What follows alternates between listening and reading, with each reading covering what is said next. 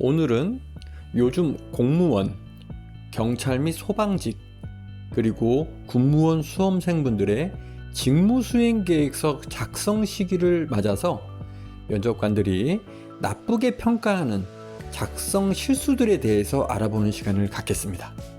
반갑습니다. 저는 공단기 학원에서 장교 부사관 군무원 강의를 하고 있는 대표 강사 장직원 교수입니다. 실제 면접 수업간에 수험생분들에게 직무수행계획서 작성 방법 지도를 하다 보면 본인이 잘못 작성하고 있는지도 모르고 아주 다른 방향으로 작성을 하는 모습을 자주 볼 수 있습니다. 따라서 오늘 자세히 알려드릴 테니 집중해서 잘 보시기 바랍니다. 첫 번째는 직무수행계획서를 너무 자세히 쓰려고 한다는 것입니다. 너무 과도한 세부사항은 오히려 중요한 내용에 집중을 방해할 수 있기 때문에 좀 더 간결하고 명확하게 작성하는 것이 중요합니다. 두 번째는 전문가가 이해할 수 있는 내용으로 쉽게 작성을 해야 되는데 너무 어렵게 작성한다는 것입니다. 직무수행계획서는 전문 지식이 없는 면접관들도 읽어보면 쉽고 명확하게 이해할 수 있도록 작성되어야 합니다. 따라서 너무 어려운 전문 용어를 사용한다든지 너무 어려운 전문 지식 내용을 많이 작성을 해서 특히 영어나 원문으로 작성을 해서 그것을 읽어도 무슨 내용인지 이해 못하게 쓰는 것은 절대 금지해야 할 사항입니다. 셋째, 정해진 문서 형식을 준수하지 않고 내용 요약도 하지 않는 경우입니다. 면접관들은 문서 작성 형식을 의외로 매우 중요하게 생각하며 특히 중요한 내용은 요약을 해서 한눈에 이해할 수 있도록 작성을 해야 좋은 점수를 받을 수 있습니다. 그래서 여러분들은 쉽고 한눈에 이해될 수 있는 직무수행계획서를 작성할 수 있도록 고민하고 노력하셔야 됩니다. 네 번째는 구체적인 업무 목표가 없이 작성을 한다든지 실현 가능성을 과대평가해서 작성하는 것을 금지해야 합니다.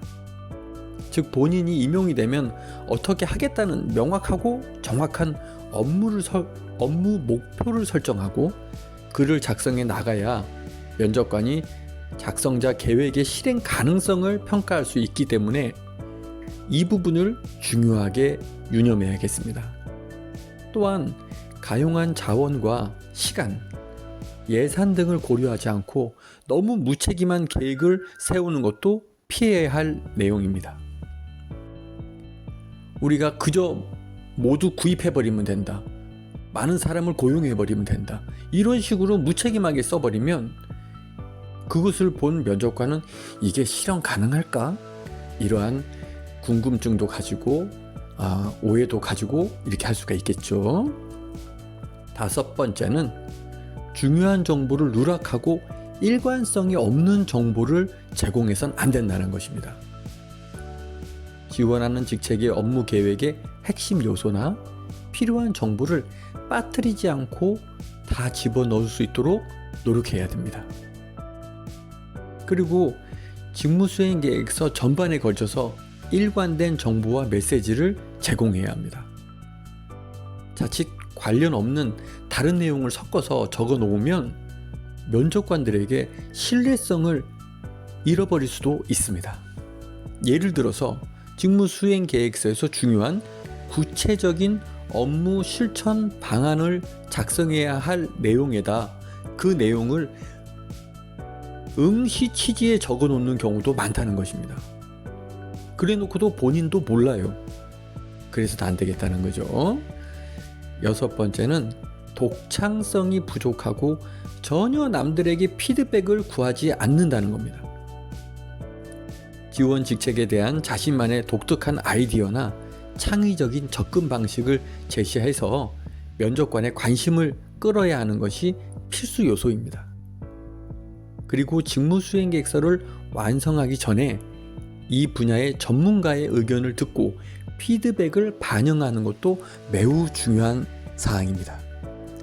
따라서 우리 수험생 여러분들은 직무수행계획서 작성을 혼자서 고민하거나 잘못된 방향으로 써내려가는 오류를 범하지 마시고 언제든지 저에게 문의를 해주시면 면접관들의 의도에 적합하고 전문성이 잘 표현되어 있는 직무수행계획서를 작성할 수 있도록 도와드리겠습니다. 그리고 면접이 코앞에 있는데 준비가 안 된 분들을 위해서 1대1로 단기 면접 수업도 진행해드리고 있습니다.